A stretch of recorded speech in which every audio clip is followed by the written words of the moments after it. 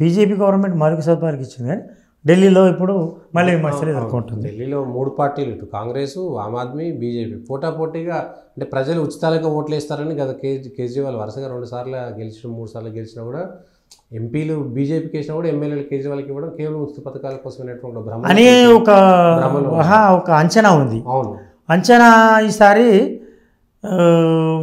BJP అంచనా కొంచెం బాగానే మెరుగైన ఫలితాలు వస్తున్నట్టుంది.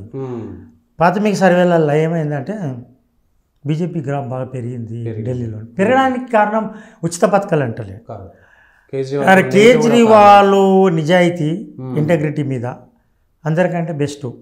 ఈయన పిఎం రేస్లో ఉన్న ఒక దశలో పిఎం రేస్లో ఉన్నాడు. ఈ రాజకీయ ఎత్తుగడలు అవన్నీ పక్కన పెడితే లిక్కర్ స్కామ్ ఒకటి బాగా అందరితో పాటు నువ్వు కూడా అందరిలో గుంపులో పోయిందా నువ్వు కూడా నీ తెల్ల శిల్పిగా మచ్చబడ్డది కదా. ఇంకా వేరే వాళ్ళ గురించి మాట్లాడేది ఏముంది, ఎవడో గుడ్డిలో మెల్ల ఎవరు బాగుంటే వాళ్ళకి ఇద్దాం. ఈసారి కొంచెం డిస్గస్ట్ అయినట్టు, కొంత మార్పు కోరుకుంటున్నట్టు సమాచారం. ఎంతవరకు వాస్తవం తెలియదు. బీజేపీ అయితే బలం పుంజుకున్నట్టు, కాంగ్రెస్ రేస్లో లేనట్టు. అయితే బీజేపీ వచ్చిన ఆశ్చర్యం లేదు అధికారంలోకి. మరోసారి కేజ్రీవాల్కి ఇచ్చిన ఆశ్చర్యపోవాల్సిన అవసరం లేదు. కాకపోతే 2 పోటాపోటీ ఉన్నాయి, రెండింటికి కూడా బాగుంది. సమోజిగా కొంచెం బీజేపీ గ్రాఫ్ పెరిగిందని అంటున్నారు లేటెస్ట్ సర్వేల ప్రకారం. అంటే ప్రీబీస్ పనిచేసినాయా లేకపోతే ఒక మొనోటమీ, అంటే అరే 3 సార్లు వచ్చిండినా ఆయన అందరిలాగా ఈయన అయిపోయింది కదా, జైలుకు పోయి ఇచ్చిండు, రకరకాల ఆరోపణలు వచ్చినాయి. ఇంకా ఓటర్కు ఒక కారణం కావాలి వెతుక్కోవడానికి. అరే నువ్వు కూడా చేసినావు కదా ఈసారి చేద్దాం, కారణం వెతుక్కుంటూ కారణం దొరికింది వాళ్ళకు.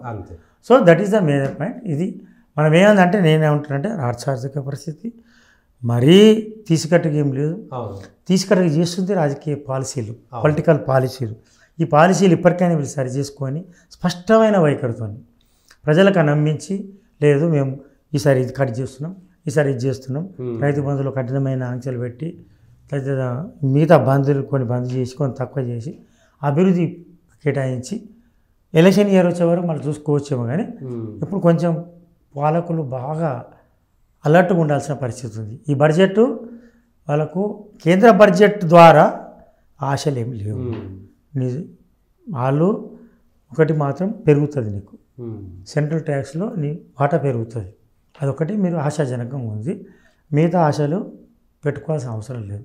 గతంలో ఎంత ఉందో ఈసారి కూడా ఇస్తే నామమాత్రంగా ఇస్తారు. అన్ని రాష్ట్రాలకి అట్లా ఇస్తారు. తర్వాత మూలధనం ఏం పెంచుకోవడానికి స్ట్రాటజీ ఇవాల్వ్ చేయాలి. తర్వాత ఇండెక్స్ పెంచుకోవడానికి ప్రయత్నం చేయాలి. నెక్స్ట్ బడ్జెట్ అయితే ఇంకా టైం ఉన్నట్టుంది, 1 మంత్. అది కూడా పరీక్ష, చాలా పరీక్ష. కేంద్రం మీద ఆశను పట్టుకుని దాన్ని కేంద్రం మీద ఆశలు లేనట్టే. అది ఉంటుంది ఒకటి ఆశ, పెరిగింది, పన్నుల వాడే పెరుగుతుంది, దట్స్ ఆల్. అంతకంటే అదే పెద్ద ఆశ లేదు.